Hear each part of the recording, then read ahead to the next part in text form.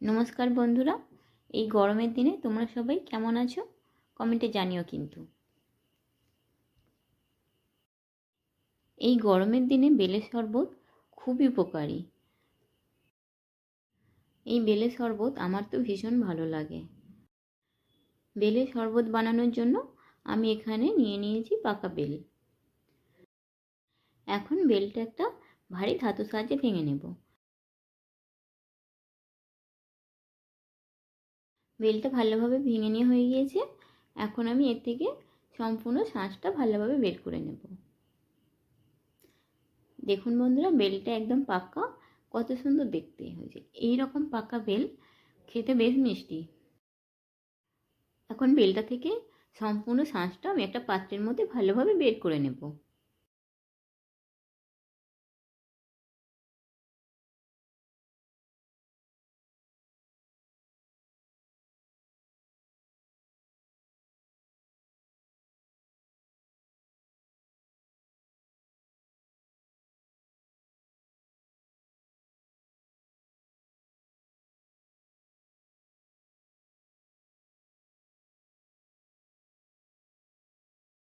সম্পূর্ণ শাঁসটা বের করে নেওয়া হয়েছে।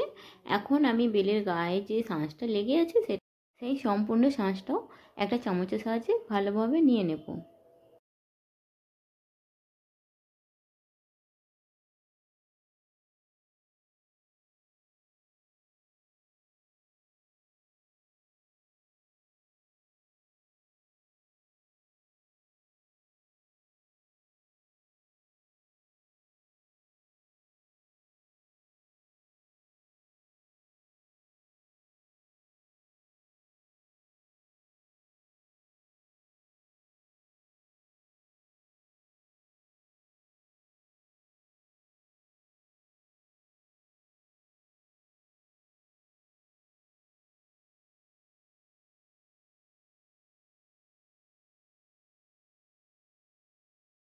প্রথমে হাতের সাহায্যে শাঁসটাকে ভালোভাবে মেখে নেব। তারপর এতে অল্প অল্প পরিমাণ জল দিয়ে শাঁসটাকে পাতলা করে নেব।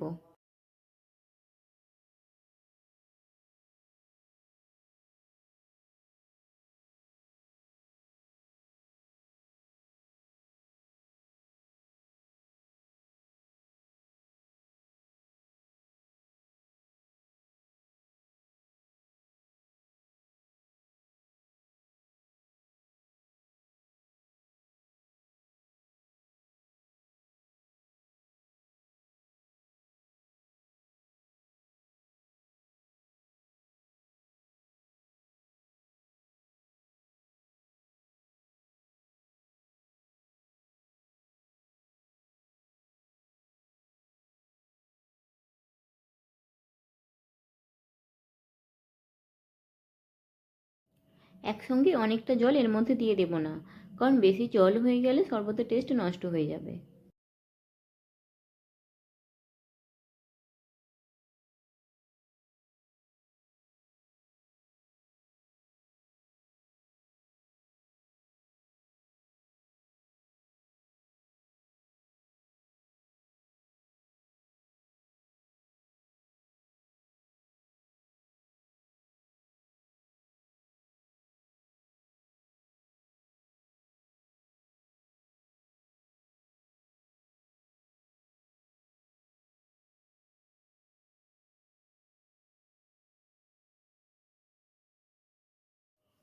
বেলের মধ্যে এই যে দানা আর বেলের যে চিবিটা আছে, এটা একটা ছেঁকুনির সাহায্যে ছেঁকে ফেলে দেব।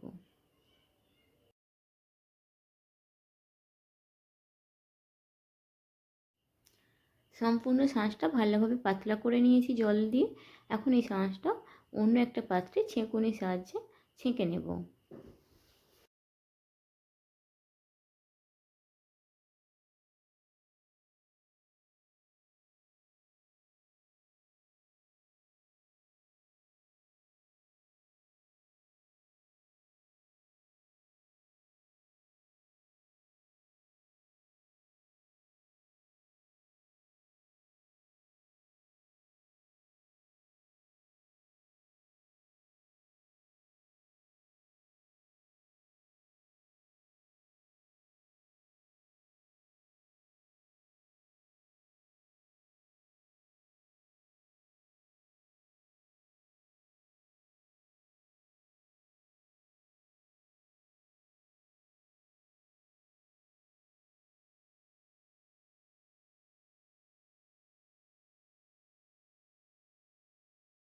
সম্পূর্ণটা ছেঁকে নেওয়া হয়ে গিয়েছে।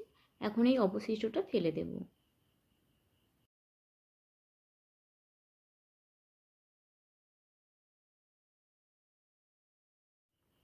দেখুন বন্ধুরা, শরবতের ঘনত্ব ঠিক এই রকম হবে, খুব বেশি ঘন না, আবার খুব বেশি পাতলাও না। এখন এর মধ্যে দিয়ে দেব পরিমাণ মতো চিনি। এখানে চিনির কোনো নির্দিষ্ট পরিমাণ নেই, যেরকম মিষ্টি খেতে পছন্দ হবে সেই রকমই পরিমাণ চিনি ব্যবহার করা যেতে পারে।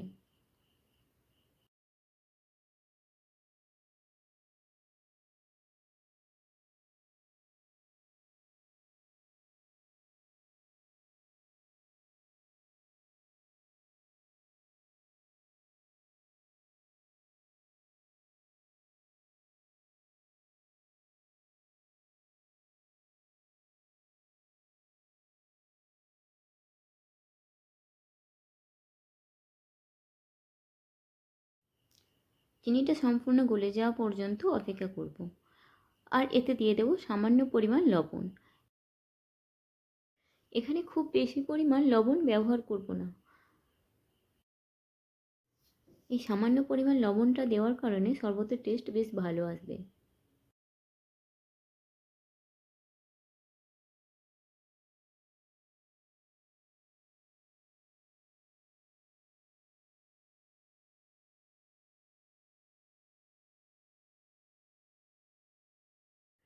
লবণটা দিয়ে ভালোভাবে মিক্সড করে নেব।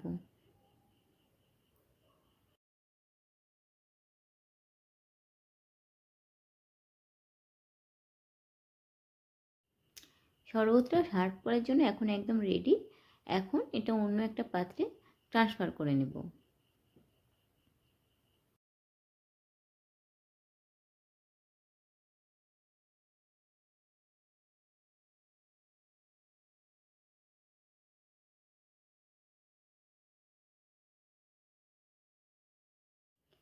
আমি এখানে 1.5 গ্লাস মতো জল ব্যবহার করেছিলাম, তার জন্য 1.5 গ্লাস পরিমাণ শরবত পেয়েছি।